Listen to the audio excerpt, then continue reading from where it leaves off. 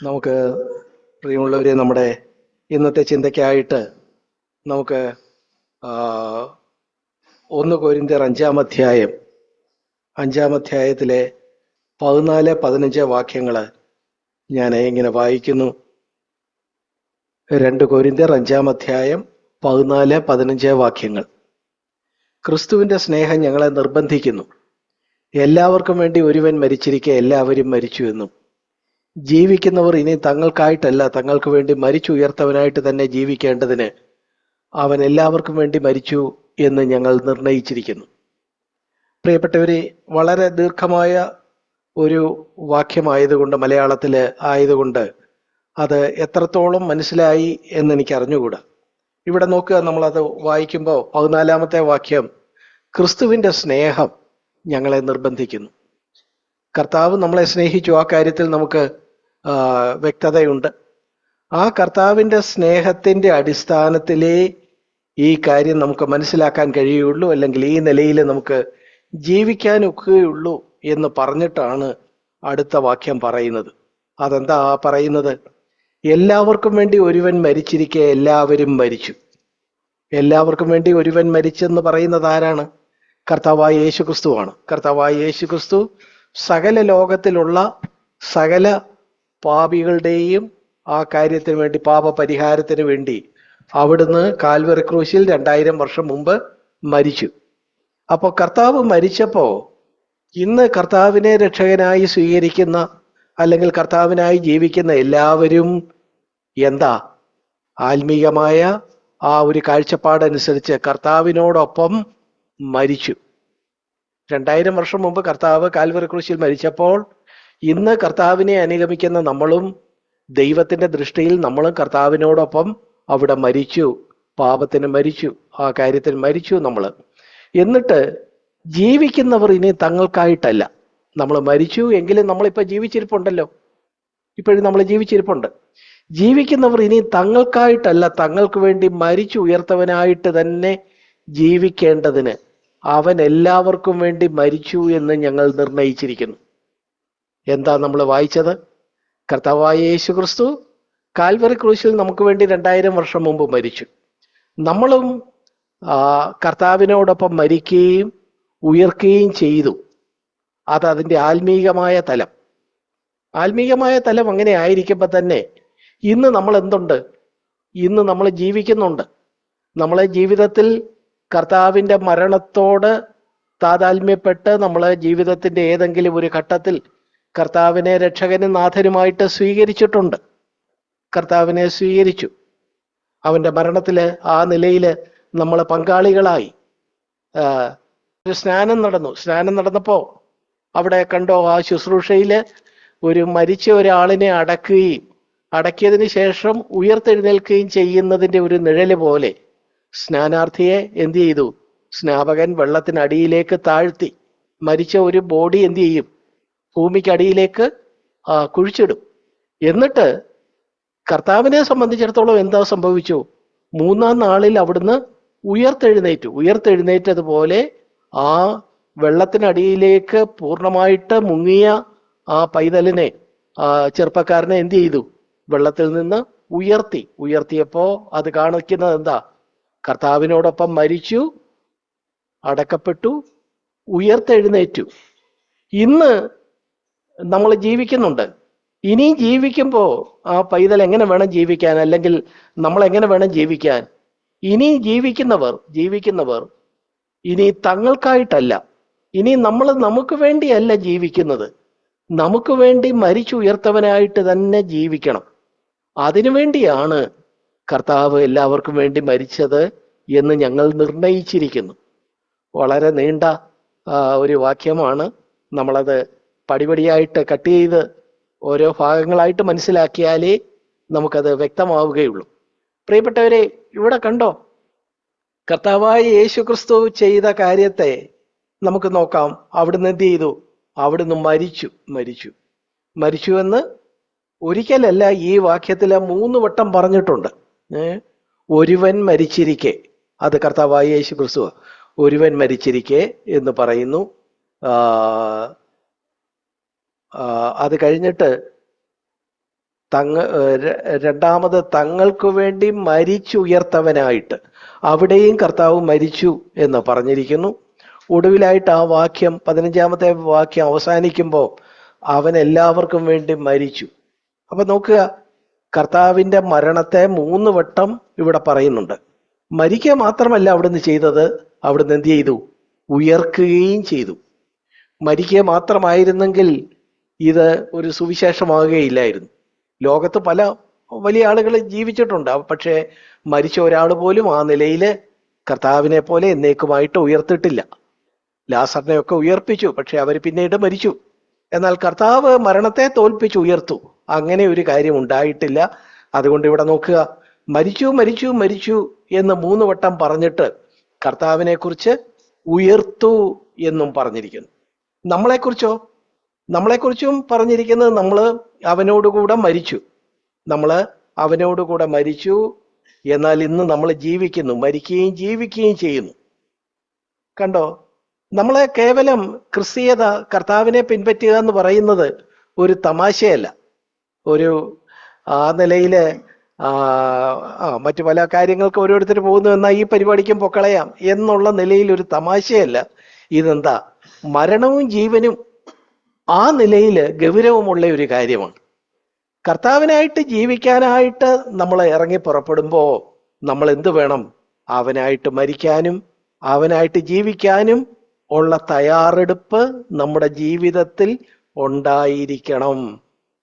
ഇത് സ്നാനപ്പെട്ടിട്ടപ്പോ അതിന്റെ തുടക്കത്തില് ബ്രദർ പറഞ്ഞല്ലോ, ഇവിടെ ഈ സ്നാനം എന്ന് പറയുന്ന ആ കാര്യത്തിലല്ല, അവിടെയല്ല കർത്താവിനോടൊപ്പം മരിക്കുന്നതും കർത്താവിനോടൊപ്പം ഉയർക്കുന്നതും. മറിച്ച് സ്നാനം എന്താ? നേരത്തെ തന്നെ രക്ഷിക്കപ്പെട്ടപ്പോ കർത്താവിനോടൊപ്പം മരിക്കുകയും ആ ജീവന്റെ പുതുക്കത്തിലേക്ക് ഉയർക്കുകയും ചെയ്തതിൻ്റെ പരസ്യ സാക്ഷ്യമാണ്. അതിൻ്റെ ഒരു പബ്ലിക് മാനിഫെസ്റ്റേഷൻ ആണ്, ഒരു പരസ്യ സാക്ഷ്യം മാത്രമാണ് ഇവിടെ ഈ ചെയ്യുന്നത്. അല്ലാതെ സ്നാനത്തിലല്ല, ഒരു കർമ്മത്തിലല്ല ഈ കാര്യം നടക്കുന്നത്, മറിച്ച് വിശ്വാസത്തിലാണ്. 1-ാം നൂറ്റാണ്ടിലെ അനുഭവങ്ങൾ നമുക്കറിയാം. അവിടെ എന്തായിരുന്നു? അവിടെ അപ്പോസ്തല പ്രവൃത്തി 2-ാം അധ്യായത്തിലാകട്ടെ 8-ാം അധ്യായത്തിലാകട്ടെ ഒക്കെ നമ്മൾ പറഞ്ഞു, അവിടെ രക്ഷിക്കപ്പെട്ടപ്പോൾ തന്നെ അതിനോട് ചേർന്ന് തന്നെ സ്നാനപ്പെടുകയായിരുന്നു. അതായിരുന്നു അവിടുത്തെ രീതി. ഇന്നിപ്പോ സാഹചര്യങ്ങളുടെ പല പ്രത്യേകതകൾ കൊണ്ട് ഒരാൾ രക്ഷിക്കപ്പെട്ടാൽ ചില നാളുകൾ കഴിഞ്ഞായിരിക്കും ചിലപ്പോ മരണത്തിൻ്റെയും പുനരുത്ഥാനത്തിൻ്റെയും പൊതുസാക്ഷ്യമായിട്ട് പിന്നീട് സ്നാനപ്പെടുന്നത് കുറച്ച് കഴിഞ്ഞിട്ടായിരിക്കും. എങ്കിലും ആ സ്നാനപ്പെടുമ്പോഴല്ല എന്ത് സംഭവിക്കുന്നത്?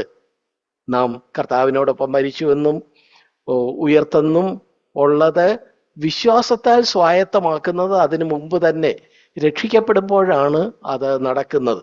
രക്ഷയില് വിശ്വാസം നമ്മുടേതൊരു വിശ്വാസത്തിന്റെ മാർഗമാണ്, അല്ലാതെ ഒരു കർമ്മത്തിന്റെ മാർഗമല്ല. അതുകൊണ്ട് സ്നാനത്തിന് പ്രാധാന്യമില്ലേ? സ്നാനത്തിന് പ്രാധാന്യമുണ്ട്. ആ സ്നാനത്തിന്റെ പ്രാധാന്യത്തെക്കുറിച്ച് നമ്മൾ തുടക്കത്തിൽ പറഞ്ഞു. പക്ഷേ അവിടെയല്ല, സ്നാനപ്പെടുമ്പോഴല്ല ക്രിസ്തീയ ജീവിതം ആരംഭിക്കുന്നത്. മറിച്ച് നമ്മൾ നമ്മുടെ ഹൃദയം കൊണ്ട് കർത്താവിൻ്റെ 2000 വർഷം മുമ്പ് നടന്ന കാൽവരി ക്രൂശിലെ മരണത്തോട് ഏകീഭവിച്ച് ഞാൻ ഇനി കർത്താവിനായിട്ട് സമ്പൂർണമായിട്ട് ജീവിക്കും, കർത്താവിനായിട്ട് മരിക്കേണ്ടി വന്നാൽ മരിക്കും എന്നുള്ള നിലയിൽ ഒരു തീരുമാനമെടുത്ത് കർത്താവിനായിട്ട് സമർപ്പിച്ച് ജീവിക്കുന്ന ആ ഒരു രക്ഷയിലാണ് ഈ കാര്യം നടക്കുന്നത് എന്ന കാര്യം നമ്മൾ ഓർക്കണം. അതുപോലെ നമ്മൾ പറഞ്ഞു, കർത്താവ് മരിച്ചു എന്ന് 3 വട്ടം പറഞ്ഞു, ഉയർത്തു എന്ന് ഇവിടെ പറഞ്ഞു. നാം മരിച്ചു എന്നും ജീവിക്കുന്നു എന്നും പറയുന്നു. ഇതിൻ്റെയൊക്കെ, ഈ മരണത്തിൻ്റെയും ജീവിതത്തിൻ്റെയും ഒക്കെ പ്രചോദനം എന്താ? പ്രചോദനം അതിൻ്റെ 14-ാം വാക്യത്തിൽ പറയുന്നുണ്ട്, ക്രിസ്തുവിൻ്റെ സ്നേഹം ഞങ്ങളെ നിർബന്ധിക്കുന്നു.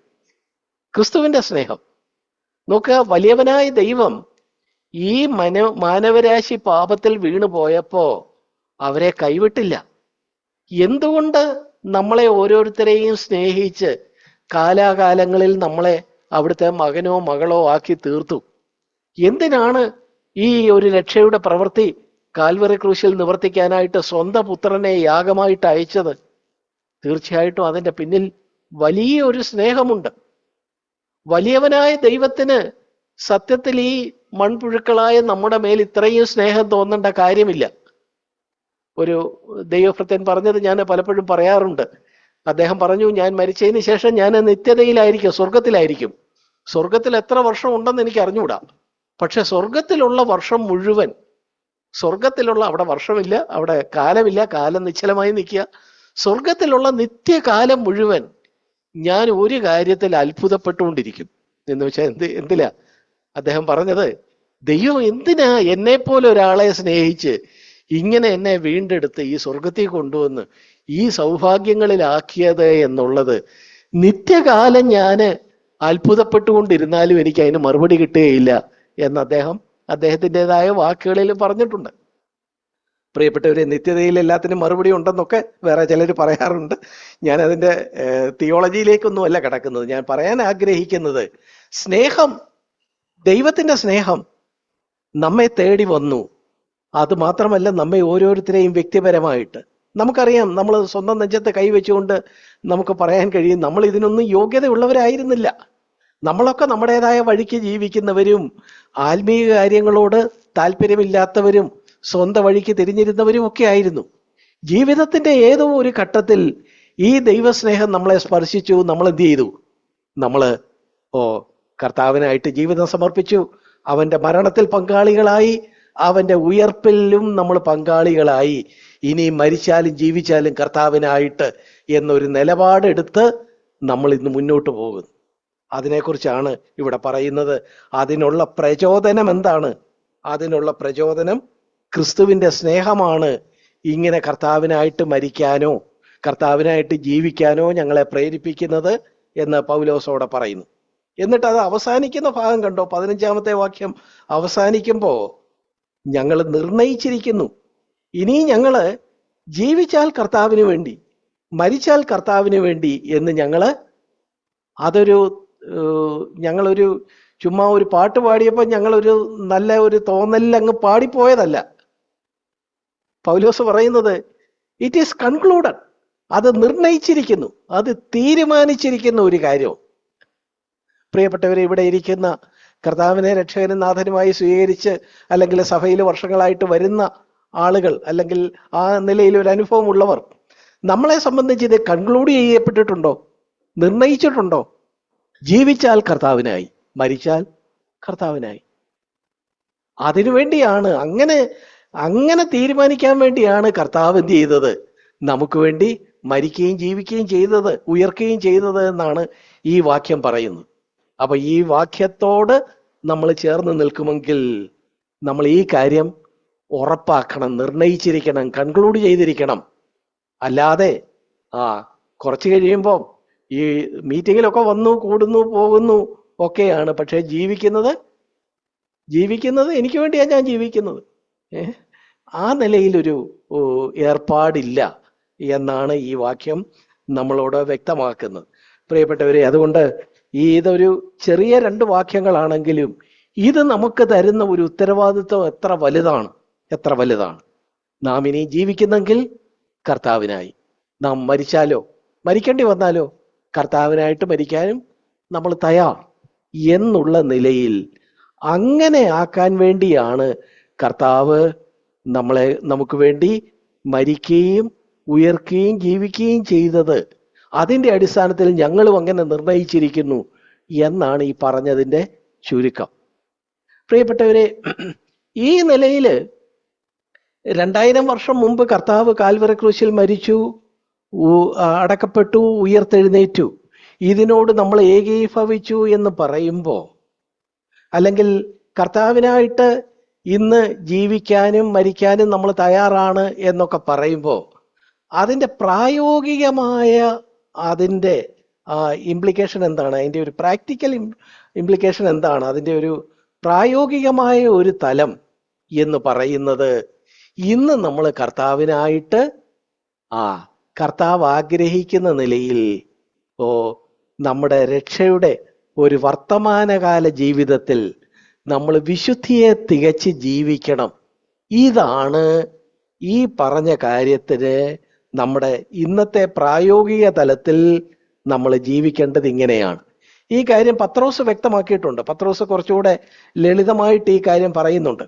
1 പത്രോസ് 2-ാം അധ്യായം അതിൻ്റെ 24-ാമത്തെ വാക്യം നോക്കുക. അതിൻ്റെ 24-ാം വാക്യത്തിന്റെ പ്രാരംഭ ഭാഗം, നാം പാപം സംബന്ധിച്ച് മരിച്ച് നീതിക്ക് ജീവിക്കേണ്ടതിന് അവൻ തൻ്റെ ശരീരത്തിൽ നമ്മുടെ പാപങ്ങളെ ചുമന്നുകൊണ്ട് ക്രൂശിന്മേൽ കയറി.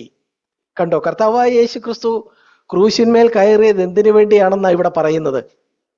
ക്രൂശിന്മേൽ കയറിയത് ലോകത്തിന്റെ പാപത്തിന്റെ പരിഹാരത്തിനാണ്, ഒക്കെ ശരിയാണ്. പക്ഷേ അതിന്റെ പ്രായോഗിക നമ്മളെ സംബന്ധിച്ചുള്ള തലം എന്താണ്? നമ്മൾ ഇന്ന് 24-ാം വാക്യം, നാം ജീവിക്കുമ്പം പാപം സംബന്ധിച്ച് മരിക്കണം. പാപത്തിന് മരിച്ച് നീതിക്ക് ജീവിക്കുന്നവരായിരിക്കണം. അതിനു വേണ്ടിയാണ്. അങ്ങനെ നമ്മൾ ജീവിക്കുമ്പോഴാണ് നമ്മൾ കർത്താവിന്റെ ക്രൂശ് മരണത്തിലും കർത്താവിന്റെ ഉയർപ്പിലും വേണ്ടതുപോലെ പങ്കാളികളാകുന്നത്. അങ്ങനെ ഇവിടെ ഇതാ, നാം പാപം സംബന്ധിച്ച് ഓരോ ദിവസവും മരിക്കണം. അതെന്തിനാ പാപം സംബന്ധിച്ച് ഓരോ ദിവസവും മരിക്കുന്നത്? എന്തിനാണ്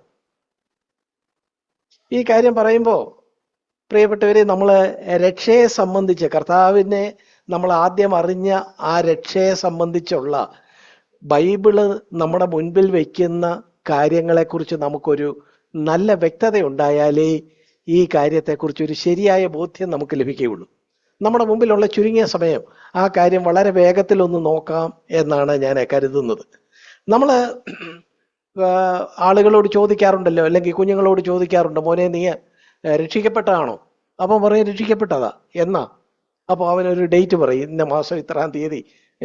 വേറെ ചിലപ്പോൾ പ്രായമുള്ളവർക്ക് അവർക്കൊരു കൃത്യ ഡേറ്റ് പറയാൻ അങ്ങനെ ഓർമ്മ കാണുകയില്ല.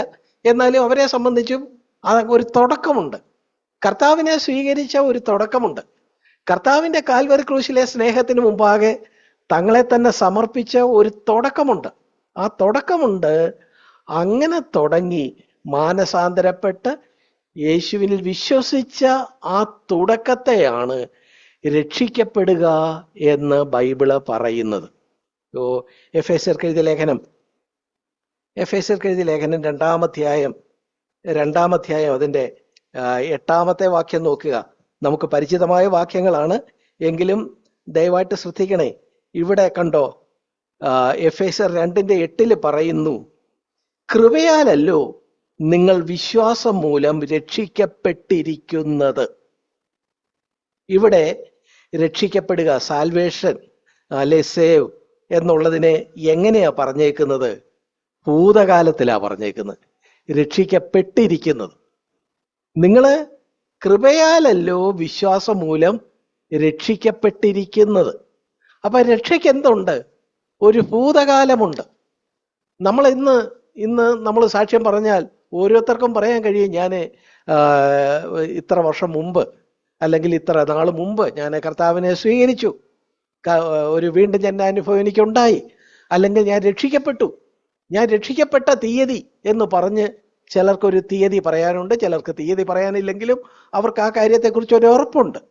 അപ്പൊ ആ രക്ഷിക്കപ്പെട്ടതെന്നാണ്? അവരെ സംബന്ധിച്ച് ഭൂതകാലത്തിലാണ്, കഴിഞ്ഞ കാലത്തിൽ എപ്പോഴോ ആണ് രക്ഷിക്കപ്പെട്ടത്. ഇന്ന് വിശ്വാസഗോളത്തിലുള്ള വിശ്വാസികളായ ആളുകളുടെ, അതായത് നമ്മുടെ കാര്യമാണ് ഈ പറയുന്നത്. നമുക്ക് ഒരു തുടക്കം മുമ്പുണ്ടായിട്ടുണ്ട്, അതാണ് രക്ഷിക്കപ്പെട്ടത്. ഇവിടെ കണ്ടോ, അത് ഭൂതകാലത്തിലാ പറഞ്ഞേക്കുന്നത്, പാസ്റ്റ് ടെൻസിലാ പറഞ്ഞത്. 2:8 വാക്യം, കൃപയാലല്ലോ നിങ്ങൾ വിശ്വാസം മൂലം രക്ഷിക്കപ്പെട്ടിരിക്കുന്നത്. സേവ്ഡ് രക്ഷിക്കപ്പെട്ടിരിക്കുന്നു. കഴിഞ്ഞ കാലത്ത് നമ്മൾ രക്ഷിക്കപ്പെട്ടിട്ടുണ്ട്. ഇനിയും ഈ രക്ഷയ്ക്ക് എന്തുണ്ട്? രക്ഷയ്ക്ക് 3 കാലവും ഉണ്ട്. ഭൂതകാലം മാത്രമല്ല, വർത്തമാനകാലം മാത്രമല്ല, ഭാവി കാലവും ഉണ്ട്. നമ്മൾ അതിനെക്കുറിച്ച് വളരെ വേഗത്തിൽ, നമുക്കറിയാവുന്നതാണ്, കുഞ്ഞുങ്ങൾക്ക് വരെ അറിയാവുന്ന കാര്യമാണെങ്കിലും വളരെ വേഗത്തിൽ നമുക്കൊന്ന് പറഞ്ഞു പോകാം. ഈ രക്ഷിക്കപ്പെട്ടു, ഭൂതകാലത്തിൽ നമ്മൾ രക്ഷിക്കപ്പെട്ടു, അല്ലെങ്കിൽ പാസ്റ്റിൽ നമ്മൾ സേവ്ഡ് ആയി എന്നുള്ളത് പറയുമ്പോൾ നമ്മുടെ ഏത് ഘടകമാണ് രക്ഷിക്കപ്പെട്ടത്? ഓ, ഒരു പ്രശ്നത്തിൽ നിന്ന് പിന്നെ വേറൊരു പ്രശ്നത്തിലേക്ക് പോവുക. ഏത് ഘടകം എന്ന് പറഞ്ഞാൽ നമുക്ക് എത്ര ഘടകമുണ്ട് പ്രിയപ്പെട്ടവരെ? ചോദിക്കുന്നത് ഞാൻ തന്നെ, മറുപടി പറയുന്നതും സമയച്ചുരുക്കം കൊണ്ട് ഞാൻ തന്നെ. എന്താ? നമുക്ക് 3 ഘടകങ്ങളുണ്ട്. ദൈവത്തെക്കുറിച്ച് നമ്മൾ പറയാറുണ്ടല്ലോ, ദൈവം ഒരു തൃത്വമാണെന്ന് പറയുന്നത് പോലെ നമ്മളും ഒരു തൃത്വമാണ്. ത്രിയേകത്വം നമുക്കും ഉണ്ട് എന്ന് വേണമെങ്കിൽ പറയാം. എന്തൊക്കെയാ നമ്മളിലുള്ള ഈ 3 ഘടകങ്ങൾ? ഒന്നെന്ന് പറയുന്നത് നമ്മുടെ ആത്മാവാണ്, 2 പറയുന്നത് നമ്മുടെ ദേഹിയാണ്, 3 പറയുന്നത് നമ്മുടെ ദേഹമാണ്. ഇത് 1, 2, 3 ഇങ്ങനെ ക്രമം പറയണമെന്നില്ല, നേരെ തിരിച്ചും പറയാം. ദേഹമുണ്ട്, ദേഹിയുണ്ട്, ആത്മാവുണ്ട്. ചുരുക്കത്തിൽ 3 ഘടകങ്ങൾ നമുക്കുണ്ട്. 3 ഘടകങ്ങളുണ്ട്.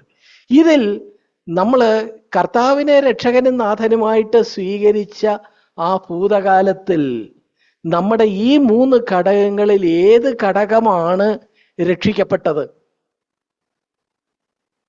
ദയവായിട്ട് നിങ്ങൾ എൻ്റെ കൂടെ നിൽക്കണേ. നമ്മുടെ ദേഹമാണോ? അല്ല. നമ്മൾ കഴിഞ്ഞ വർഷമാണ് രക്ഷിക്കപ്പെട്ടതെങ്കിൽ അതിന് മുമ്പുള്ള ദേഹം തന്നെ ഇപ്പോഴും ഉള്ളത്. രക്ഷിക്കപ്പെടുന്നതിന് മുമ്പ് പനി വരുമായിരുന്നു, ഇപ്പോഴും പനി വരും. പണ്ടും ഒരു തലവേദന നിരന്തരം അലട്ടുമായിരുന്നു, ഇപ്പോഴും ഒരു തലവേദന അലട്ടും. ദേഹത്തിന് മാറ്റമൊന്നും വന്നിട്ടില്ല. ദേഹിക്കാണോ ഇനിയും വന്നത്? ദേഹി എന്ന് പറഞ്ഞാൽ എന്താ? ദേഹി എന്ന് പറഞ്ഞാൽ, സോൾ എന്ന് പറയുന്നത് നമുക്ക് വളരെ വേഗത്തിൽ എളുപ്പത്തിൽ ഇങ്ങനെ പറയാം, നമ്മുടെ ചിന്തയും വികാരങ്ങളുമാണ് എന്നങ്ങ് പറയാം. ചിന്താ വികാരങ്ങൾ. ഈ ചിന്തയിലും വികാരങ്ങളിലുമാണോ നമ്മൾ രക്ഷിക്കപ്പെട്ടത്? അല്ല. ബൈബിള് പറയുന്നത് നമ്മൾ രക്ഷിക്കപ്പെട്ടത് അപ്പോ നമ്മുടെ ആത്മാവാണ്, അതിനാണ് മാറ്റമുണ്ടായത്. കർത്താവിനെ അറിയുന്നത് വരെ ആദാമ്യ കുലത്തിൽ ജീവിക്കുന്ന ഏതൊരാളുടെയും ആത്മാവ് എന്താ? മൃതാവസ്ഥയിലാണ്, മരിച്ച അവസ്ഥയിലാണ്. എന്നാൽ കർത്താവിനെ രക്ഷകനായിട്ട് സ്വീകരിക്കുന്ന നിമിഷത്തിൽ അയാളുടെ ആത്മാവ് എന്തായി തീർന്നു? സചേതനമായി, സജീവമായി. ആത്മാവ് ജീവിക്കപ്പെട്ടു. അങ്ങനെയാണ് രക്ഷിക്കപ്പെട്ടു എന്ന് പറയുന്നത്. എന്ന് വെച്ചാൽ അങ്ങനെ രക്ഷിക്കപ്പെട്ട ആളിന്റെ ആത്മാവ് പിന്നീട് നരകത്തിൽ പോവുകയില്ല, അത് സ്വർഗത്തിൽ നിത്യതയിലെ ഉണ്ടാവും. അവിടെ ആ നരകശിക്ഷയിൽ നിന്ന് രക്ഷിക്കപ്പെട്ടു. രക്ഷിക്കപ്പെട്ട ഘടകം ദേഹമല്ല, ദേഹിയല്ല, ആത്മാവാണ്. ഇത് വ്യക്തമായോ? ഇതാണ് രക്ഷയുടെ ഭൂതകാലം. അപ്പൊ നമ്മൾ പറഞ്ഞു വന്നത്, രക്ഷയ്ക്ക് ഒരു ഭൂതകാലമുണ്ട്. രക്ഷിക്കപ്പെട്ടു എന്ന് പറയുന്നത്, ആ രക്ഷിക്കപ്പെട്ടത് നമ്മുടെ ആത്മാവിനാണ് ഒരു വീണ്ടെടുപ്പുണ്ടായത്. ദേഹത്തിനും ദേഹിക്കുമല്ല. ഭൂതകാല ആ രക്ഷയിൽ ആത്മാവാണ് വീണ്ടെടുക്കപ്പെട്ടത്. അതുപോലെ തന്നെ അതിൻ്റെ ഫലമായിട്ട് ദൈവം എന്ത് ചെയ്തു? ദൈവം നമ്മളെ നീതീകരിച്ചു. ദൈവം എന്ത് ചെയ്തു? ജസ്റ്റിഫൈ ചെയ്തു. എന്ന് പറഞ്ഞാൽ നമ്മൾ കർത്താവിനെ രക്ഷകനായി സ്വീകരിച്ച നിമിഷത്തിൽ സ്വർഗം നമുക്കൊരു സർട്ടിഫിക്കറ്റ് തന്നു. ഇവൻ എൻ്റെ മകൻ, ഇവന് ഒരു തെറ്റും ചെയ്തിട്ടില്ല എന്നുള്ള നിലയിൽ നമ്മളുടെ ജീവിതത്തെ നീതീകരിച്ചു. ഓർക്കണേ, നമ്മുടെ കഴിഞ്ഞകാല തെറ്റുകളെ ക്ഷമിക്കുക മാത്രമല്ല, ക്ഷമിച്ചു. ഒപ്പം തന്നെ നമ്മൾ കർത്താവിനെ സ്വീകരിച്ചപ്പം എന്ത് സംഭവിച്ചു? നമ്മളെ ഒരു തെറ്റും ചെയ്യാത്തവൾ എന്ന് ജസ്റ്റിഫൈ ചെയ്തു, നീതീകരിക്കുകയും ചെയ്തു. അത് ദൈവത്തിന്റെ ഭാഗത്ത് നിന്ന് ചെയ്ത കാര്യമാണ്. ഇതെല്ലാമാണ് ഭൂതകാല രക്ഷയിൽ നടന്നത്.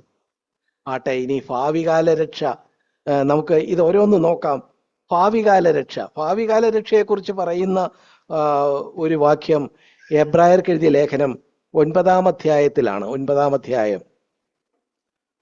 അധ്യായം അതിൻ്റെ 28-ാമത്തെ വാക്യം, ഒടുവിലത്തെ വാക്യത്തിലേക്ക് വരുമ്പോൾ, അങ്ങനെ തന്നെ ക്രിസ്തുവും അങ്ങനെ തന്നെ അനേകരുടെ പാപങ്ങളെ ചുമക്കാൻ ഒരിക്കൽ അർപ്പിക്കപ്പെട്ടു. യേശു ഒരിക്കൽ അനേകരുടെ പാപങ്ങളെ ചുമക്കാൻ അർപ്പിക്കപ്പെട്ടു. അതെന്നായിരുന്നു? 2000 വർഷം മുമ്പ്. നമുക്കറിയാം, നമ്മൾ ആ കാര്യം പറഞ്ഞു. എന്നിട്ട് ഇനിയുള്ള കാര്യമാണ്, ആ വാക്യത്തിന്റെ ഇനിയുള്ള ഭാഗമാണ് ശ്രദ്ധിക്കേണ്ടത്. ഇനി കർത്താവ് എന്തോ ചെയ്യും? തനിക്കായി കാത്തു നിൽക്കുന്നവരുടെ രക്ഷയ്ക്കായി അവൻ പാപം സംബന്ധമല്ലാതെ രണ്ടാമത് പ്രത്യക്ഷനാകും. കണ്ടോ, അവിടെയും രക്ഷ എന്നൊരു വാക്കുണ്ട്. അപ്പൊ രക്ഷയുടെ 3 കാലങ്ങളെ കുറിച്ചാണല്ലോ പറഞ്ഞു വരുന്നത്. രക്ഷിക്കപ്പെട്ടു, നമ്മൾ ആ കാര്യം എഫേസ്യർ 2:8 കണ്ടു. എന്നാൽ ഇവിടെ ഇതാ പറയുന്നു, തനിക്കായി കാത്തു നിൽക്കുന്നവരുടെ രക്ഷയ്ക്കായി അവൻ രണ്ടാമത് പ്രത്യക്ഷനാകും എന്ന് പറയുമ്പം ഇതേവരെ അത് സംഭവിച്ചിട്ടില്ല. ആ രക്ഷ നടന്നിട്ടില്ല. ആ രക്ഷ എപ്പോഴാ നടക്കുന്നത്? കർത്താവിന്റെ രണ്ടാമത്തെ വരവിലാണ് ആ രക്ഷ നടക്കുന്നത്. അത് നമ്മുടെ ഏത് ഘടകത്തിന്റെ രക്ഷയാ? നമ്മുടെ ദേഹത്തിന്റെ രക്ഷയാണ്. അതായത് നമ്മൾ മുമ്പേ പറഞ്ഞു, നമ്മൾ രക്ഷിക്കപ്പെട്ടു, ഇന്നും രക്ഷയുടെ വഴിയിൽ നടക്കുന്നു. ഇതൊക്കെ ഉണ്ടെങ്കിലും നമ്മുടെ ശരീരം എന്താണ്? ശരീരം ഇപ്പോഴും വീണ്ടെടുക്കപ്പെട്ടിട്ടില്ല.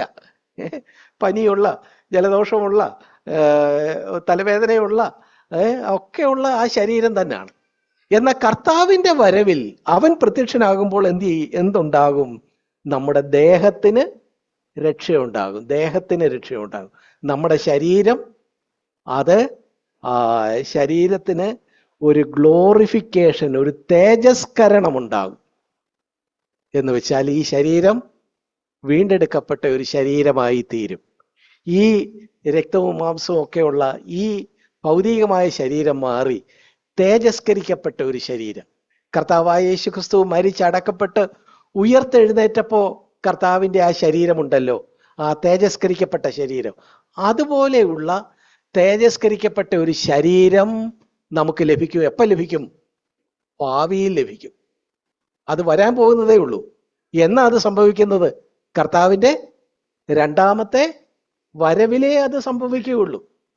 അപ്പോ നമ്മൾ പറഞ്ഞത്, നമ്മുടെ ആത്മാവിന്റെ രക്ഷ നടന്നു, നമ്മുടെ ദേഹത്തിന്റെ രക്ഷ നടക്കും.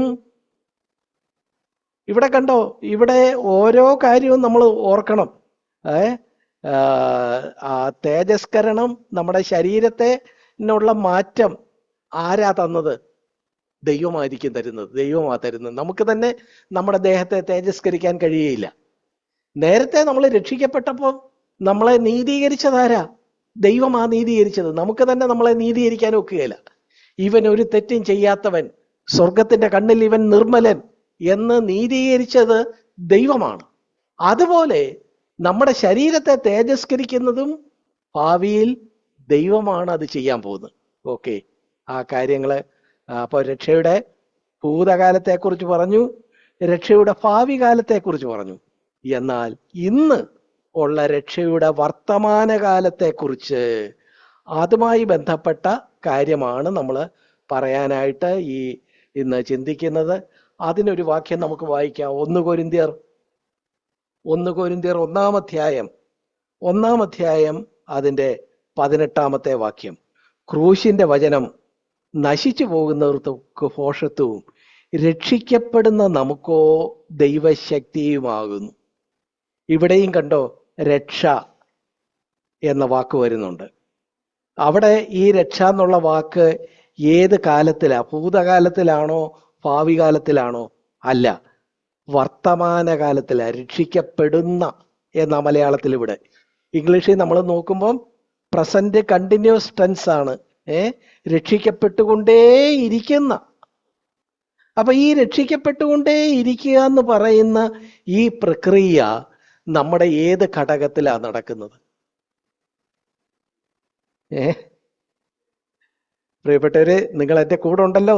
നേരത്തെ നമ്മുടെ രക്ഷ ഭൂതകാലത്തിൽ നടന്നപ്പം നമ്മുടെ ആത്മാവ് രക്ഷിക്കപ്പെട്ടു. ഭാവിയിൽ കർത്താവിന്റെ രണ്ടാമത്തെ വരവിൽ നമ്മൾ രക്ഷിക്കപ്പെടും എന്ന് പറയുമ്പോൾ നമ്മുടെ ദേഹം തേജസ്കരിക്കപ്പെടും. എന്നാൽ ഇന്ന് വർത്തമാനകാലത്തിൽ രക്ഷിക്കപ്പെട്ടുകൊണ്ടേയിരിക്കുന്നു എന്ന് പറയുമ്പോൾ ഏത് ഘടകത്തിനാ മാറ്റം ഉണ്ടാകേണ്ടത് അല്ലെങ്കിൽ ഉണ്ടാകുന്നത്? നമ്മുടെ ദേഹിക്കാണ്. നമ്മുടെ ചിന്തകൾക്കും നമ്മുടെ വികാരങ്ങൾക്കുമാണ് മാറ്റമുണ്ടാകേണ്ടത്. ഇത് തന്നെയാണ് വിശുദ്ധീകരണം, സാങ്ക്ടിഫിക്കേഷൻ എന്ന് പറയുന്നത്. ദൈവം നമ്മെ വിശുദ്ധീകരിക്കുന്നു. പക്ഷെ ദൈവം നമ്മളെ വിശുദ്ധീകരിക്കുമ്പം അവിടെ നമുക്കും ഒരു പങ്കുണ്ട്. നമുക്കുള്ള പങ്ക് എന്താ? തെറ്റായ എന്തെങ്കിലും ഉണ്ടായാൽ അതിൽ അനുതപിച്ച് ദൈവത്തിന്റെ അടുത്തേക്ക് ചെല്ലുകയും ദൈവത്താലുള്ള വിശുദ്ധീകരണം പ്രാപിച്ച് ദിനംതോറും രക്ഷിക്കപ്പെട്ടുകൊണ്ടേയിരിക്കുന്ന ഒരനുഭവം. അപ്പൊ കണ്ടോ, രക്ഷിക്കപ്പെട്ടുകൊണ്ടേയിരിക്കുന്നു, ഭാവിയിൽ രക്ഷിക്കപ്പെടും. രക്ഷിക്കപ്പെട്ടു എന്ന് പറഞ്ഞപ്പോ എൻ്റെ ആത്മാവ് രക്ഷിക്കപ്പെട്ടു. ആത്മാവ് രക്ഷിക്കപ്പെട്ടപ്പോ ദൈവം എന്നെ നീതിമാനെന്ന് പ്രഖ്യാപിച്ചു. ഇന്ന് ഞാൻ രക്ഷിക്കപ്പെട്ടുകൊണ്ടേയിരിക്കുമ്പോൾ വർത്തമാനകാലത്തിൽ ദൈവം എന്നെ വിശുദ്ധീകരിക്കുമ്പം അതിൽ എനിക്കും ഒരു പങ്കാളിത്തമുണ്ട്. എൻ്റെ തെറ്റുകളെ സമ്മതിച്ച് ഞാൻ നാൾതോറും രക്ഷിക്കപ്പെട്ടുകൊണ്ടേയിരിക്കുന്ന ഒരു അനുഭവം. അങ്ങനെ ജീവിക്കുമ്പം ഇതാ ഭാവിയിൽ കർത്താവായ യേശുക്രിസ്തു തൻ്റെ സഭയെ ചേർക്കാനായിട്ട് വാനമേഘത്തിൽ വരുമ്പോൾ നമ്മുടെ ഈ താഴ്ചയുള്ള ശരീരത്തെ കർത്താവ് എന്തോ ചെയ്യും? തൻ്റെ മഹത്വമുള്ള ശരീരത്തോട് അനുരൂപമായി രൂപാന്തരപ്പെടുത്തും. അതാണ് രക്ഷിക്കപ്പെടും. ആ രക്ഷിക്കപ്പെടുന്നത് നമ്മുടെ ദേഹമാണ്. ദേഹത്തിൻ്റെ തേജസ്കരണം നടക്കും. ഞാൻ വളരെ വേഗത്തിൽ പറഞ്ഞു പോയി. നിങ്ങൾ മനസ്സിലാക്കണേ ഈ മൂന്ന് കാര്യങ്ങളും നമുക്ക് ഒരു വ്യക്തത ഉണ്ടാവും. ആട്ടെ, ഇത് സംബന്ധിച്ച് ഈ നിലയിൽ പറയുമ്പോൾ നമ്മൾ പാപത്തിന് മരിച്ച് നീതിക്ക് ജീവിക്കുന്നു എന്ന് പത്രോസ് പറഞ്ഞ ആ കാര്യം, അല്ലെങ്കിൽ നമുക്കായിട്ട് ക്രൂശിൽ മരിച്ചവനോടൊപ്പം നമ്മൾ മരിച്ച് അവന് വേണ്ടി ദൈനംദിന ജീവിതത്തിൽ ജീവിക്കുന്നു എന്ന് പറഞ്ഞ ആ കാര്യം എവിടെയാ നടക്കുന്നത്? ഇന്ന് വർത്തമാനകാലത്തിലാണ് നടക്കുന്നത്. കർത്താവുമായിട്ട് ചേർന്ന് നടക്കുമ്പോൾ പാപത്തിന് മരിക്കുക, നീതിക്ക് ജീവിക്കുക. അങ്ങനെ ജീവിച്ച് നമ്മൾ വിശുദ്ധിയെ തികച്ച് രക്ഷിക്കപ്പെട്ടുകൊണ്ടേയിരിക്കുന്ന ഒരു അനുഭവത്തിലൂടെ നമ്മൾ മുന്നോട്ട് പോകണം. അങ്ങനെ മുന്നോട്ട് പോകുമ്പം നമ്മുടെ ചിന്തകൾക്ക് മാറ്റമുണ്ടാകും, നമ്മുടെ വൈകാരികമായ നിലപാടുകൾക്ക് മാറ്റമുണ്ടാകും. അത് കൂടുതൽ വിശുദ്ധമായി കൊണ്ടിരിക്കും. രക്ഷിക്കപ്പെട്ടുകൊണ്ടേയിരിക്കുന്ന ഒരു അനുഭവം. നമ്മളെ സംബന്ധിച്ചിടത്തോളം രക്ഷിക്കപ്പെട്ടു എന്നുള്ളത് ഭൂതകാലം. അതിനെ തിരിഞ്ഞു നോക്കി ദൈവത്തിന് നന്ദി പറയുക. നമ്മൾ ഭാവിയിലേക്ക് നോക്കി നാളെ കർത്താവിന്റെ വരവിൽ എൻ്റെ ശരീരം തേജസ്കരിക്കപ്പെടും. ആ കാര്യം വിശ്വാസത്താൽ കണ്ട് കർത്താവിന് നന്ദി പറയുക. പക്ഷെ ഇന്ന് എന്ന് പറയുന്നിടത്തോളം ഇന്ന് നമ്മൾ എന്ത് ചെയ്യണം? നമ്മൾ ദിനംതോറും വിശുദ്ധീകരണം പ്രാപിക്കുന്നവരായിരിക്കണം. നമ്മുടെ ചിന്തകളിലും നമ്മുടെ വികാരങ്ങളിലും നമ്മുടെ മനോഭാവങ്ങളിലും ഒക്കെ മാറ്റമുണ്ടാകുന്നവരായിരിക്കണം. ഈ കാര്യമാണ് ഇന്ന് നമ്മൾ പ്രായോഗിക ജീവിതത്തിൽ രക്ഷയുടെ വർത്തമാനകാലം എന്ന് പറയുന്ന കാര്യം നമ്മൾ ഇവിടെയാണ് ചെയ്യേണ്ടത്. ഇതിനെയാണ് പത്രോസ് പറയുന്നത്, പാപത്തിന് മരിച്ച് ഇന്ന് നീതിക്ക് ജീവിക്കുക. അല്ലെങ്കിൽ പൗലോസ് 2 കൊരിന്ത്യർ 5:14-15 പറഞ്ഞതുപോലെ ക്രിസ്തുവിനോടുള്ള സ്നേഹത്തെ പ്രതി, നമുക്ക് വേണ്ടി മരിക്കുകയും നമുക്ക് വേണ്ടി ഉയർക്കുകയും ചെയ്ത കർത്താവിനോടുള്ള പ്രതിബദ്ധതയെ പ്രതി നമ്മൾ എന്ത് ചെയ്യണം? ദിനംതോറും രക്ഷിക്കപ്പെട്ടുകൊണ്ടേയിരിക്കണം. അവന്റെ സ്വരൂപത്തോട് അനുരൂപപ്പെട്ടുകൊണ്ടേയിരിക്കണം. വിശുദ്ധിക്ക് മേൽ വിശുദ്ധി പ്രാപിച്ച് മുന്നോട്ട് പോയിക്കൊണ്ടേയിരിക്കണം. ഈ കാര്യമാണ് നമ്മൾ ഇന്ന് ശ്രദ്ധിക്കേണ്ട കാര്യം. പ്രിയപ്പെട്ടവരെ, ഇതേവരെ രക്ഷിക്കപ്പെട്ടു സ്നാനപ്പെട്ടില്ല അങ്ങനെയുള്ള ആളുകളാണെങ്കിലും നാളെ സ്നാനപ്പെട്ടാലും ഒക്കെ രക്ഷിക്കപ്പെട്ടതിന് ശേഷം മുന്നോട്ടുള്ള ക്രിസ്തീയ ജീവിതത്തിൽ ഉടനീളം നമ്മൾ ശ്രദ്ധിക്കേണ്ട ഒരു കാര്യം, ഓരോ ദിവസവും ഇന്ന് കർത്താവേ, ഞാൻ രക്ഷയുടെ വർത്തമാനകാലത്തിൽ ജീവിക്കും, ഞാൻ എൻ്റെ വിശുദ്ധിയെ തികയ്ക്കും. വിശുദ്ധി എന്ന് പറയുമ്പോൾ എൻ്റെ ദേഹത്തിന് മാറ്റം ഉണ്ടാകുന്നില്ല, എൻ്റെ ആത്മാവ് നേരത്തെ വീണ്ടെടുക്കപ്പെട്ടു. ആ 2 കാര്യങ്ങൾ ഭൂതകാലത്തിലും ഭാവിയിലും നടക്കും. ഇന്ന് ഞാൻ എൻ്റെ ചിന്തയിലും എൻ്റെ വികാരത്തിലും എൻ്റെ കാഴ്ചപ്പാടിലും മാറ്റമുണ്ടാക്കി വിശുദ്ധനായ അങ്ങയുടെ സ്വരൂപത്തോട് അനുരൂപപ്പെട്ട് ഞാൻ മുന്നോട്ട് ജീവിക്കും. ഇതാണ് രക്ഷയുടെ വർത്തമാനകാല അനുഭവം. സാൽവേഷന്റെ പ്രസന്റ് ടെൻസ്, ഇതിനെക്കുറിച്ചാണ് നമ്മൾ പറഞ്ഞത്. അതിൻ്റെ ഒരു പശ്ചാത്തലം പറയാൻ വേണ്ടിയാണ് അതിൻ്റെ പാസ്റ്റ് ടെൻസും അതിൻ്റെ ഫ്യൂച്ചർ ടെൻസും നമ്മൾ പറഞ്ഞത്. ക്ലിയറായി എന്ന് ഞാൻ വിചാരിക്കട്ടെ. ആട്ടെ, നമ്മൾ പറഞ്ഞു വന്ന കാര്യത്തിലേക്ക് വരുമ്പോൾ, നമ്മൾ ഇന്ന് രക്ഷയുടെ വർത്തമാനകാല അനുഭവത്തിൽ നമ്മുടെ ചിന്തകളെയും വികാരങ്ങളെയും ആ നിലയിൽ വിശുദ്ധീകരിച്ച് കർത്താവിൻ്റെ സ്വരൂപത്തോട് അനുരൂപപ്പെടുത്തി മുന്നോട്ട് പോകുമ്പോൾ നമ്മൾ അതിനെ എങ്ങനെയാ പ്രായോഗിക തലത്തിൽ എങ്ങനെയാ ചെയ്യേണ്ടത്? ഈ പറഞ്ഞ കാര്യങ്ങളൊക്കെ ഏതാണ്ടോ വലിയ സിദ്ധാന്തം പോലെ ചിന്തിക്കണ്ട പ്രിയപ്പെട്ടവരെ. നിങ്ങൾ ശ്രദ്ധിച്ചാൽ ഇതിനെ പ്രായോഗിക തലത്തിൽ വിശുദ്ധിയെ തികച്ച് ചിന്തയെയും വികാരത്തെയും നമ്മൾ കർത്താവിൻ്റെ സ്വരൂപത്തോട് അനുരൂപപ്പെടുത്തി മുന്നോട്ട് പോകാനുള്ള പ്രായോഗികമായ ചില നിർദ്ദേശങ്ങൾ നമുക്ക് പൗലോസ് പറഞ്ഞിട്ടുള്ളത് നമുക്ക് റോമർക്ക് എഴുതിയ ലേഖനം 8-ാം അധ്യായത്തിൽ കാണാനായിട്ട് കഴിയും. 8-ാം അധ്യായം, റോമർ 8-ാം അധ്യായം. ദയവായിട്ട് ഈ വാക്യങ്ങൾ ശ്രദ്ധിക്കണേ. നമ്മുടെ ജീവിതത്തിൽ നമുക്ക് വളരെ പ്രയോജനം തരുന്ന, ഇന്നത്തെ നമ്മുടെ ജീവിതത്തിൽ നമ്മളെ പ്രയോജനം നമുക്ക് തരുന്ന വാക്യങ്ങളാണ്. അതുകൊണ്ട് ഈ വാക്യങ്ങളെ ശ്രദ്ധിക്കുക. റോമർ 8-ന്റെ 5-ഉം 6-ഉം വാക്യങ്ങൾ, ജഡസ്വഭാവമുള്ളവർ ജഡത്തിനുള്ളതും ആത്മസ്വഭാവമുള്ളവർ ആത്മാവിനുള്ളതും ചിന്തിക്കുന്നു. ജഡത്തിന്റെ ചിന്ത മരണം, ആത്മാവിന്റെ ചിന്തയോ ജീവനും സമാധാനവും തന്നെ. കണ്ടോ, നമ്മളിവിടെ ചിന്തിക്കുന്നു എന്നാ പറഞ്ഞത്, ചിന്തയെക്കുറിച്ചാ പറഞ്ഞത്. ആത്മസ്വഭാവമുള്ളവർ ആത്മാവിനുള്ളത് ചിന്തിക്കുന്നു, ജഡസ്വഭാവമുള്ളവർ ജഡത്തിനുള്ളത് ചിന്തിക്കുന്നു. ആത്മാവിനുള്ളത് ചിന്തിച്ചാൽ അവിടെ എന്തുണ്ട്? ജീവനും സമാധാനവും ഉണ്ട്.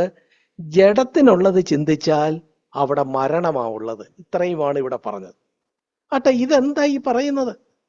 നമ്മുടെ ചിന്തയെ നമുക്ക് എങ്ങനെയാണ് ദൈവം ആഗ്രഹിക്കുന്ന നിലയിൽ കൊണ്ടുവരാൻ ഒക്കുന്നത്?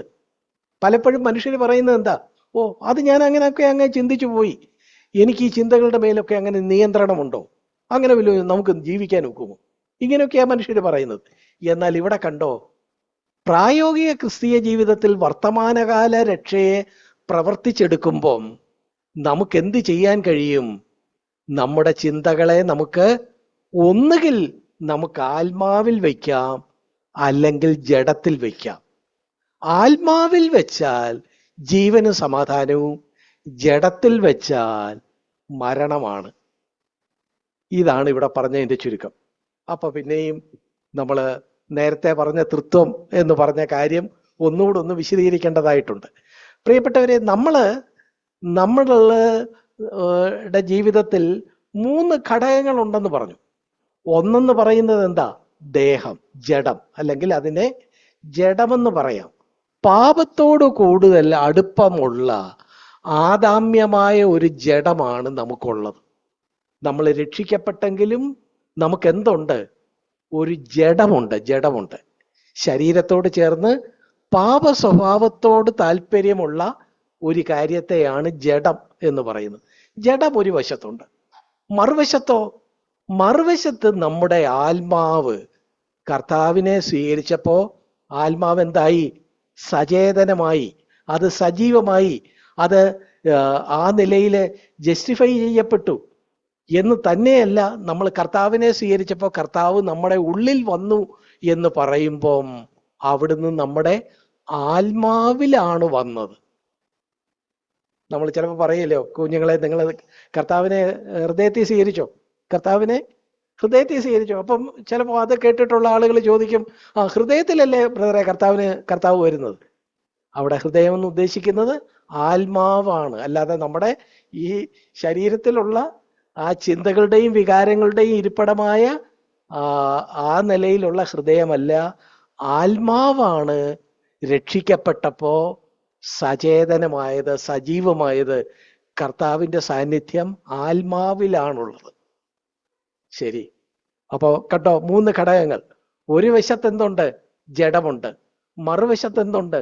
ആത്മാവുണ്ട്. ഇതിന്റെ നടുക്ക് എന്തുണ്ട്?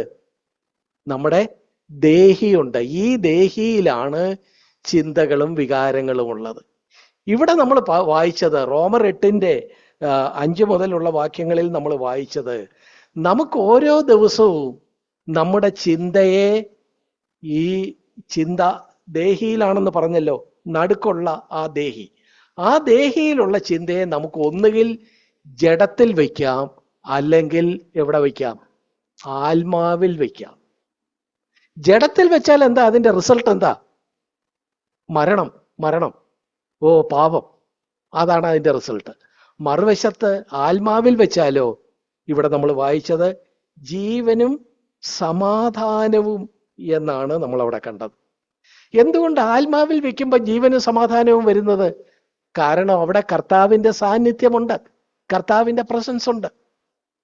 കർത്താവ് മരിച്ചടക്കപ്പെട്ട് ഉയർത്തെഴുന്നേറ്റ് പോയി ഇപ്പൊ എവിടാന്ന് ചോദിച്ചാൽ കുഞ്ഞുങ്ങളൊക്കെ എന്തോ പറയും? സ്വർഗത്തിലാ അങ്കിളെ, സ്വർഗത്തിലാ. സ്വർഗത്തിൽ നിന്ന് വരുമെന്ന് മുമ്പേ അങ്കിൾ പറഞ്ഞില്ലയോ? അപ്പൊ സ്വർഗത്തിലാ. സ്വർഗത്തിലാണെന്ന് പറയുമ്പോ തന്നെ ദൈവം ദൈവമായിരിക്കയാൽ, പുത്രൻ തമ്പുരാൻ സ്വർഗത്തിലായിരിക്കുമ്പോ തന്നെ കർത്താവിനെ രക്ഷകനായിട്ട് സ്വീകരിക്കുന്ന നമ്മുടെ ആത്മാവിലും കർത്താവിന്റെ സാന്നിധ്യമുണ്ട്. അപ്പൊ കർത്താവിന്റെ ഇന്നത്തെ പ്രസൻസ് ഒരേ സമയം രണ്ടിടത്താണ്. തനിക്കായിട്ട് ജീവൻ കൊടുത്ത, ജീവിതം കൊടുത്ത ആളുകളുടെ ആത്മാവിലും അവിടുന്ന് വസിക്കുന്നു, പരിശുദ്ധാത്മാവിൽ അവിടുന്ന് അങ്ങനെ വസിക്കുന്നു. ഒപ്പം തന്നെ അവിടുന്ന് സ്വർഗത്തിലും പിതാവിന്റെ വലത്തു ഭാഗത്ത് നമുക്ക് വേണ്ടി മധ്യസ്ഥത ചെയ്തുകൊണ്ടിരിക്കുന്നു. പിതാവ്, പുത്രൻ, പരിശുദ്ധാത്മാവ്, ഈ മൂന്ന് ഘടകങ്ങളും മൂന്ന് വ്യത്യസ്ത ആളത്വങ്ങളായിരിക്കെ തന്നെ ഒരൊറ്റ വ്യക്തിത്വമാണെന്ന് നമുക്കറിയാം. അതുകൊണ്ട് നമ്മൾ രക്ഷിക്കപ്പെട്ടപ്പോ പരിശുദ്ധാത്മാവ് നമ്മുടെ ഉള്ളിൽ വന്നു, നമ്മളെ രൂപാന്തരപ്പെടുത്തി, ഇന്നും രൂപാന്തരപ്പെടുത്തിക്കൊണ്ട് ഇരിക്കുന്നു എന്ന് പറയുമ്പം അവിടെ ആരുമുണ്ട്? കർത്താവും ഉണ്ട്, കർത്താവിന്റെ സാന്നിധ്യവും അവിടെ ഉണ്ട്. നമുക്ക് ചിന്തകൾ ഉണ്ടാകുമ്പോൾ നമുക്കൊരു ഓപ്ഷൻ ഉണ്ട്. ഒന്നുകിൽ നമുക്ക് ജഡത്തിൽ അതിനെ വയ്ക്കാം, അല്ലെങ്കിൽ ആത്മാവിൽ വയ്ക്കാം. ആത്മാവിൽ വെച്ചാൽ എന്തുണ്ട്? ജീവനും സമാധാനവും. അതേസമയം ജഡത്തിൽ വെച്ചാൽ മരണം. അങ്ങനെയാണെങ്കിൽ ഇന്ന് വർത്തമാനകാല രക്ഷയിൽ വിശുദ്ധിയെ തികച്ച് ജീവിക്കാൻ ആഗ്രഹിക്കുന്ന നമ്മൾ എന്തോ വേണം? നമ്മുടെ മനസ്സിനെ, നമ്മുടെ ചിന്തകളെ നിരന്തരം ആത്മാവിൽ വയ്ക്കണം, ജഡത്തിൽ വയ്ക്കരുത്. ജഡത്തിൽ വെച്ചാൽ മരണം, പാപം. ആത്മാവിൽ വെച്ചാൽ ജീവനും സമാധാനവും. ഈ കാര്യമാണ് നമ്മൾ പറഞ്ഞത്. ഈ കാര്യം എങ്ങനെയാ പ്രായോഗിക തലത്തിൽ എങ്ങനെയാണ്? ഇത് ഏതാണ്ടോ വലിയ കാര്യം പറയുന്നുവെന്ന് നിങ്ങൾ ചിന്തിക്കട്ട. വളരെ ലളിതമാണിത്. നമുക്ക് മനസ്സിലാകാൻ വേണ്ടി ഒരു നമ്മുടെ ഒരു അനുഭവം പറയാം. നമ്മൾ ഇവിടെ മീറ്റിങ്ങിന് വന്നു. മീറ്റിംഗ് കഴിഞ്ഞ് ഭക്ഷണമൊക്കെ കഴിച്ചുകൊണ്ടിരിക്കുമ്പം നമുക്കിഷ്ടമുള്ളതോ ഇഷ്ടമില്ലാത്തതോ അത്ര വലിയ താല്പര്യമില്ലാത്തതോ ആയ ഒരു സഹോദരൻ നമ്മളെക്കുറിച്ച് ഒരു കമന്റ് പറഞ്ഞു. ഓക്കെ, ആ ബ്രദറെ, ആളെ എന്താ നമുക്ക് അത്ര താല്പര്യമില്ലാത്ത എന്തോ ഒരു കമന്റ്, അതെന്താന്ന് നിങ്ങൾ തന്നെ ചിന്തിച്ചോളൂ. ഉടനെ നമ്മളത് കേൾക്കുമ്പോൾ നമ്മുടെ ചിന്തയിൽ, നമ്മുടെ വികാരത്തിൽ അതിനോടൊരു പ്രതികരണം വരിക, അല്ലേ? ഈ കേട്ടതിനോടൊരു പ്രതികരണം വരിക. പ്രതികരണം വരുമ്പോൾ നമുക്ക് ഉടനെ തന്നെ നമ്മുടെ ചിന്തയെ ഒന്നുകിൽ ജഡത്തിൽ വയ്ക്കാം, അല്ലെങ്കിൽ ആത്മാവിൽ വയ്ക്കാം. ജഡത്തിൽ വെച്ചാലോ, ഓ ഈ പുള്ളി എന്നെ പണ്ടേ പുള്ളി ഇങ്ങനെയാ, എനിക്കിട്ട് വേല വെച്ച് പറഞ്ഞതാ, ഈ പുള്ളിയെ എനിക്കറിയാം, പുള്ളിയുടെ അപ്പനെ അറിയാം, വീട്ടുകാരെ അറിയാം, പണ്ട് 25 വർഷം മുമ്പ് എന്നെക്കുറിച്ച് പണ്ട് ഇങ്ങനെ പറഞ്ഞതാ. ഇതെല്ലാം, ഈ ചിന്തകളൊക്കെ എങ്ങനെയാ വരുന്നത്? നമ്മൾ ഈ കാര്യത്തെ ജഡത്തിൽ വെക്കുമ്പോഴാണ് വരുന്നത്. അതേസമയം ഇതേ കാര്യത്തെ തന്നെ ആത്മാവിൽ വെക്കാൻ വെക്കും. നമുക്ക് ഇദ്ദേഹം പറഞ്ഞത് വലുതായിട്ടൊന്നും മനസ്സിലായില്ല, എന്തോ ഉദ്ദേശിച്ചാ പറഞ്ഞത്, എന്തുവാട്ടെ, എന്തായാലും കർത്താവേ ഇങ്ങനൊരു സഹോദരനെ എനിക്ക് തന്നല്ലോ. ഏതൊരാളെക്കുറിച്ചും, ഇവിടെ ഇരിക്കുന്ന ഏതൊരാളെക്കുറിച്ചും ദൈവത്തിന് നന്ദി പറയാൻ കാരണങ്ങളുണ്ട് നമുക്ക്, ഇല്ലേ? നിങ്ങൾക്ക് ഏറ്റവും ഇഷ്ടമില്ലാത്ത ഒരു മനുഷ്യജീവിയെക്കുറിച്ച് തന്നെ ചിന്തിക്കുക. പക്ഷെ ആ മനുഷ്യജീവിക്കും എന്തുണ്ട്? ആ ആളിനെ നമ്മുടെ ജീവിതത്തിലേക്ക് കൊണ്ടുവന്നതിൽ പോസിറ്റീവായിട്ട് കാര്യങ്ങളെ നമുക്ക് കാണാൻ ഒക്കും. നമുക്കതിനു വേണ്ടി ആ സഹോദരനെ ഓർത്ത് ദൈവത്തെ സ്തുതിക്കാൻ ഒക്കും. ദൈവമേ, ഈ നിലയിൽ അദ്ദേഹം എനിക്കൊരു മുന്നറിയിപ്പ് തന്നല്ലോ, കൊള്ളാം. ഞാൻ അതിനെ തെറ്റായിട്ട് ജഡത്തിൽ വെച്ച് ഇദ്ദേഹത്തിനെതിരെ ഞാൻ ചിന്തിക്കുന്നില്ല, മറിച്ച് കർത്താവ് ഈ സഹോദരനെ എനിക്ക് തന്നതിനായിട്ട് സ്തോത്രം, നന്ദി എന്ന് പറഞ്ഞ് നമ്മുടെ ചിന്തയെ നമുക്ക് എവിടെ വെക്കാം? ആത്മാവിൽ വയ്ക്കാം. ആത്മാവിൽ വെക്കുമ്പോൾ അവിടെ എന്തുണ്ട്? നമുക്ക് ഇദ്ദേഹത്തോട് ഈ പറഞ്ഞ കമന്റിന്റെ പേരിൽ വൈരാഗ്യമോ വിഷമോ ഇല്ല, നമുക്ക് സന്തോഷമേ ഉള്ളൂ. ഇത് എന്തോ ഒരു യുട്ടോപ്യൻ ആശയമാണെന്നാണോ നിങ്ങൾ കരുതുന്നത്?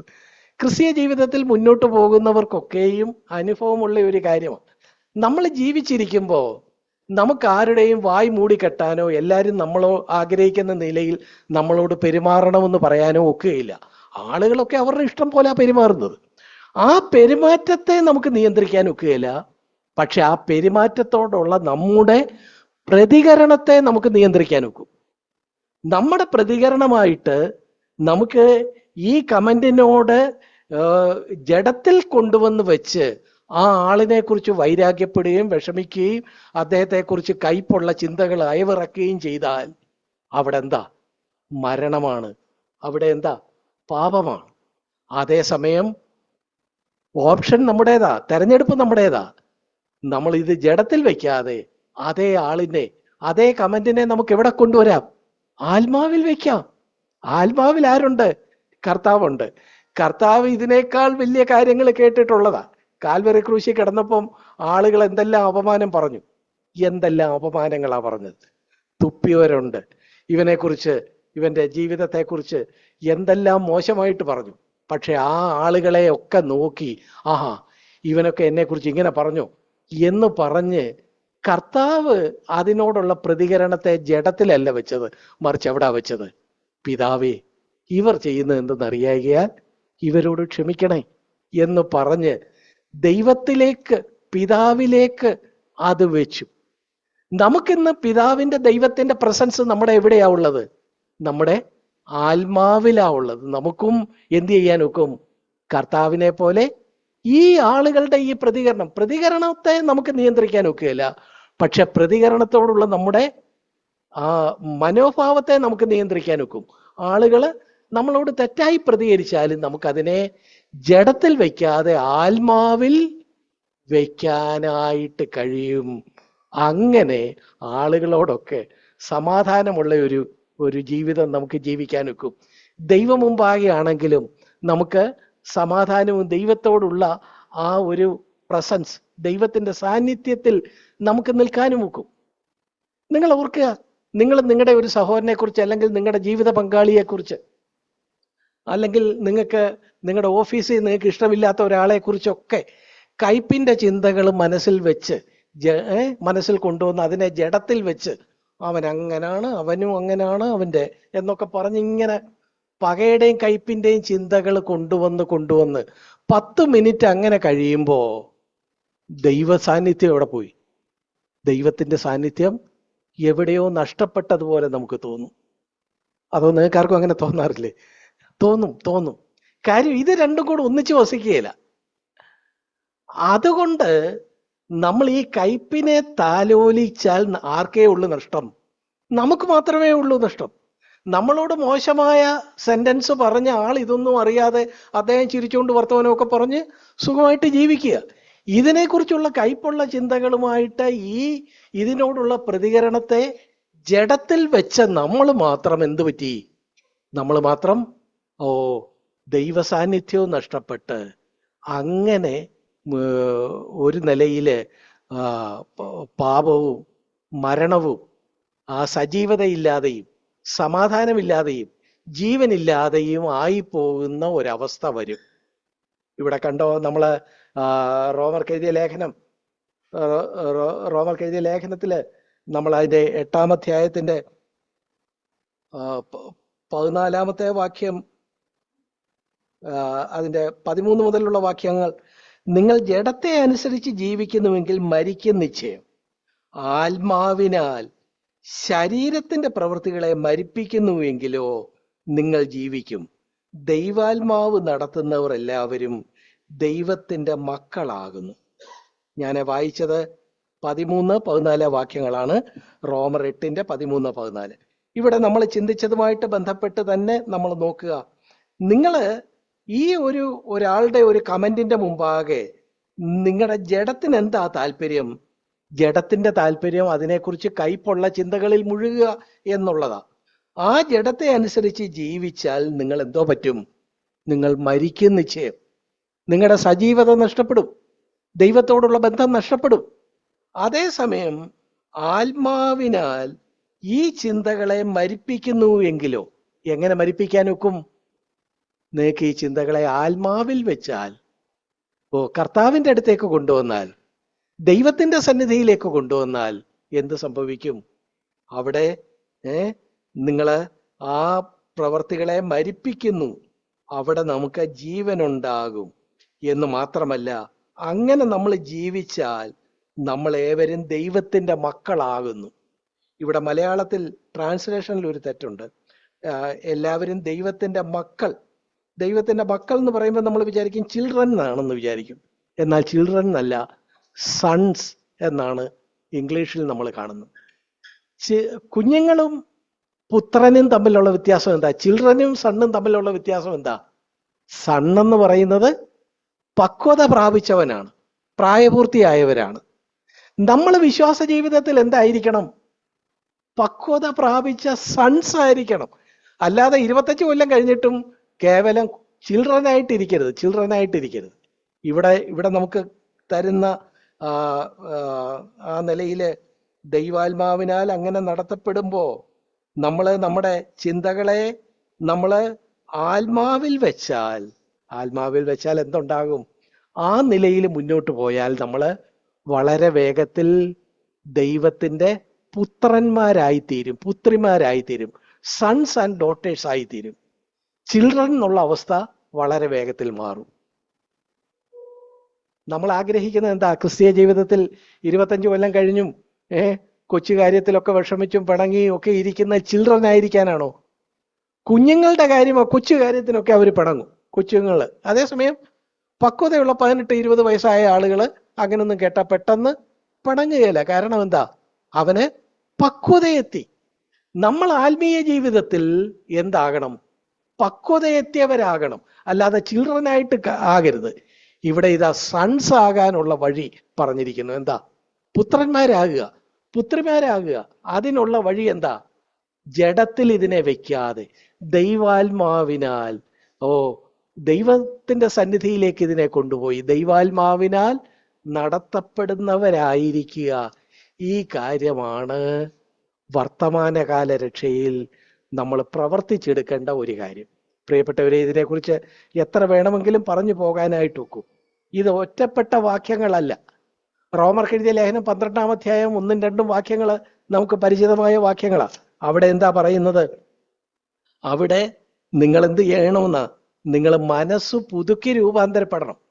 അപ്പൊ നമുക്ക് മനസ്സിനെ, ദേഹിയെ, മൈൻഡിനെ, ചിന്തയെ പുതുക്കാൻ കഴിയും. പുതുക്കുന്നത് എവിടെ വെച്ചാണ്? ആത്മാവിലേക്ക് അതിനെ വെച്ചാൽ അതിനെ പുതുക്കാം. അങ്ങനെ ആത്മാവിൽ വെക്കുന്നത് ഒരു നിരന്തര പ്രക്രിയയായി മാറുമ്പോൾ നമ്മളോട് ആരെന്തോ പറഞ്ഞാലും നമുക്കൊരു പ്രശ്നവുമില്ല. അതൊരു എന്തോ ഒരു സൗകര്യമുള്ള ഒരു ജീവിതം. നമുക്ക് ഒരു ലോകത്തൊരു ശത്രുവില്ല.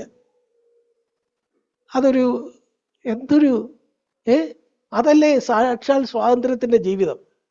കർത്താവായ യേശുക്രിസ്തുവിന് ഈ ഭൂമിയിൽ ഒരു ശത്രു ഉണ്ടായിരുന്നോ? ഇല്ല. തന്നെ ക്രൂശിക്കാൻ വിധിച്ച പീലാത്തോസിനോടും സ്നേഹം, കയ്യഫാവിനോടും സ്നേഹം, ഒറ്റുകൊടുത്ത യൂദ വന്നപ്പോ അവനോട് പറയുന്നത്, സ്നേഹിത നീ വന്ന കാര്യം എന്താ? പറ്റിയ പാർട്ടിയാ കയറി ഫ്രണ്ടെന്ന് വിളിക്കുന്നത് സ്നേഹിതൻ. ഒറ്റുകൊടുക്കാൻ 30 വെള്ളിക്കാശ് അച്ചാരവും വാങ്ങി വന്നവനാ. പക്ഷെ അവൻ വെള്ളിക്കാശ് തന്നെ ഒറ്റ കൊടുക്കാനായിട്ട് വാങ്ങിയിട്ടാണ് ഈ വന്നിരിക്കുന്നതെന്ന് അറിയാമായിട്ടും കർത്താവിന് എന്തില്ല? ഒരു ശത്രുതയില്ല, പകയില്ല, കയ്പില്ല.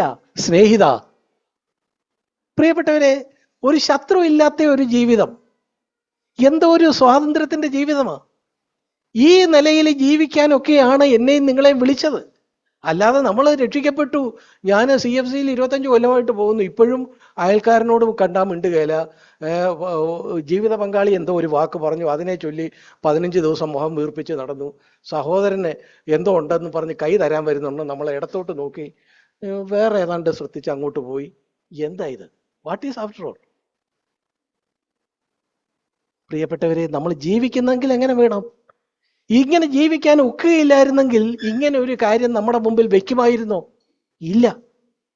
ഞാൻ രക്ഷിക്കപ്പെട്ട ആളുകളോടും സ്നാനപ്പെട്ട പ്രിയപ്പെട്ടവരോടും ഒക്കെ പറയുന്നത്, ക്രിസ്തീയ ജീവിതത്തിന്റെ ആ മച്യൂരിറ്റിയിലേക്ക്, ആ സൺഷിപ്പിലേക്ക്, ആ പുത്രത്വത്തിലേക്ക് നമ്മൾ വരണം. അല്ലാതെ കൊച്ചു പിള്ളേരെ പോലെ കൊച്ചു കാര്യത്തിനൊക്കെ പിണങ്ങി മുഖം വീർപ്പിച്ചും ഒക്കെ ഇരിക്കുന്നാൽ നമ്മൾ ഈ ലോകത്തിന് മുമ്പാകെയോ ഒന്നും ദൈവത്തിനൊരു നല്ല സാക്ഷ്യമാവുകയില്ല. നീ എവിടെയാണെങ്കിലും നിനക്ക് ഈ യഥാർത്ഥ ക്രിസ്തീയതയുടെ ഒരു സാക്ഷിയായിട്ട് നിനക്ക് ജീവിക്കാൻ ഒക്കും. എങ്ങനെ ജീവിക്കാൻ ഒക്കും? ഇതിനെ ഗൗരവമായിട്ടെടുക്കുക, ഇതിനെ ഗൗരവമായിട്ടെടുക്കുക. കേവലം രക്ഷിക്കപ്പെട്ടു, പിന്നെ എല്ലാവരും കൂടെ വീട്ടുകാരെല്ലാം കൂടെ പറഞ്ഞപ്പോ എന്നാ സ്നാനപ്പെട്ട് കളയാം, സ്നാനപ്പെട്ട് കളയാം. അങ്ങനെയല്ല. ഇതാണ് ജീവിതം, ഇതാണ് ജീവിതം. ഇതിന് പകരം പല ആളുകള് തങ്ങളുടെ ജീവിതത്തെ മറ്റു പലതിനും, രാഷ്ട്രീയത്തിനും ഒക്കെ കൊടുക്കുന്ന ആളുകളെ കാണുമ്പോൾ എനിക്ക് സത്യത്തിൽ സഹതാപമുള്ളത്. ജീവിക്കുകയാണെങ്കിൽ ജീവിക്കാൻ പറ്റിയ ഒരു കാര്യം ഇതേ ഉള്ളൂ. ഒരാളോടും വൈരാഗ്യമില്ലാതെ, ഒരാളോടും ആ നിലയിൽ കയ്പില്ലാതെ, തന്നെ ഒറ്റ കൊടുക്കാൻ വരുന്നവനോട് സ്നേഹിത എന്ന് വിളിക്കുന്ന, തന്നെ ക്രൂശിക്കാൻ പറഞ്ഞ ആ പീലാത്തോസിനോടും സ്നേഹത്തോടെ പെരുമാറുന്ന, തന്നെ ആക്ഷേപിക്കുന്ന എല്ലാവർക്കും വേണ്ടി പിതാവേ ഇവർ ചെയ്യുന്നത് എന്താ നീ പാവങ്ങൾ മനസ്സിലാക്കുന്നില്ല, അതുകൊണ്ട് ഈ പാവങ്ങളോട് ക്ഷമിക്കണേ. അത് വെറുതെ ഒരു ഭംഗി വാക്ക് പറഞ്ഞതാണോ? ഇത് സുവിശേഷത്തെ രേഖപ്പെടുത്തി വെക്കും, അന്നേരം എൻ്റെ ഇമേജ് നാളെ വർദ്ധിക്കണം, അതുകൊണ്ട് കർത്താവ് ബോധപൂർവം പറഞ്ഞ ഒരു വാക്കാണോ? അല്ല അല്ല അല്ല. നമ്മളെ സംബന്ധിച്ച് ഈ കർത്താവിന്റെ സ്വരൂപത്തോട് അനുരൂപപ്പെടുന്നില്ലെങ്കിൽ നമ്മുടെ ദൈനംദിന ജീവിതത്തിൽ, നമ്മുടെ കുടുംബ ജീവിതത്തിൽ, സാമൂഹ്യ ജീവിതത്തിൽ ഒക്കെ, ഓഫീസ് ജീവിതത്തിലൊക്കെ ഈ നിലയിൽ ഈ കാണുന്ന കാര്യത്തിന് അതീതരായി നമ്മൾ നിന്നില്ലെങ്കിൽ നമ്മൾ ദൈവത്തിന് ഒരു നല്ല സാക്ഷ്യമായിരിക്കുകയില്ല എന്നുള്ള കാര്യം നമ്മൾ ഓർക്കണം. ഞാനൊരു കാര്യം പറഞ്ഞ് ഞാൻ അവസാനിപ്പിക്കാം. പ്രിയപ്പെട്ടവരെ, നമ്മളെ സെന്റ് അഗസ്റ്റിന്റെ ഒരു കഥ ഞാൻ നേരത്തെ പറഞ്ഞിട്ടുണ്ടോ? ഞാൻ ശരിക്കും ഓർക്കുന്നില്ല. സെയിന്റ് അഗസ്റ്റിൻ കഥകള് നിങ്ങൾ ഓർത്തിരിക്കും, അതുകൊണ്ടാണ് ഞാൻ ഒന്ന് പറഞ്ഞ രണ്ടാമത്തേന് ഒരു കഥയിലേക്ക് കടക്കുന്നത്. സെയിന്റ് അഗസ്റ്റിൻ എന്ന് പറയുന്ന ആള്, അദ്ദേഹത്തെ ഇപ്പോഴേ ലോകം മുഴുവൻ സെയിന്റ് അഗസ്റ്റിൻ എന്നാ പറയുന്നത്. എന്ന് വെച്ചാൽ എന്താ? വിശുദ്ധനായ അഗസ്റ്റിൻ. അദ്ദേഹം അത്ര വിശുദ്ധനൊന്നും അല്ലായിരുന്നു തുടക്കത്തിൽ അദ്ദേഹം എന്തായിരുന്നു? ഈ ലോകത്തിലെ ഒരു സാധാരണ പാപിയെ പോലെ എല്ലാ പാപങ്ങളിലും മുഴുകി ജീവിച്ചിരുന്ന ഒരാളായിരുന്നു അഗസ്റ്റിൻ. പക്ഷെ അഗസ്റ്റിൻ ഒരു ദിവസം രക്ഷിക്കപ്പെട്ടു. കർത്താവിനെ രക്ഷകനായി സ്വീകരിച്ചു. താൻ എന്ത് ചെയ്തു? ഈ കർത്താവിനായിട്ട് സമ്പൂർണമായിട്ട് ജീവിക്കാൻ തീരുമാനിച്ചു. അങ്ങനെയാണ് അദ്ദേഹം സെയിന്റ് അഗസ്റ്റിൻ എന്ന് ആളുകൾ വിളിക്കാൻ തുടങ്ങിയതെന്നാണ് കഥ. അപ്പൊ ഈ സെയിന്റ് അഗസ്റ്റിൻ ഇങ്ങനെ ഒരു ദിവസം വലിയ സെയിന്റ് ആയിട്ട് ഇങ്ങനെ പോകുന്നു. കുറെ ശിഷ്യന്മാരും ഒക്കെ അദ്ദേഹത്തിന്റെ പുറകെ ഇങ്ങനെ ഉണ്ട്. ഇങ്ങനെ വലിയ ഒരാളായിട്ട് ഇങ്ങനെ പോകുമ്പം, പണ്ട് രക്ഷിക്കപ്പെടുന്നതിന് മുമ്പ് അദ്ദേഹത്തിന് പരിചയം ഉണ്ടായിരുന്ന ഒരു സ്ത്രീ അതിലേ പോയി. അവര് നോക്കിയപ്പോ ആണ്ടടാ പോകുന്നു നമ്മുടെ പഴയ അഗസ്റ്റിൻ.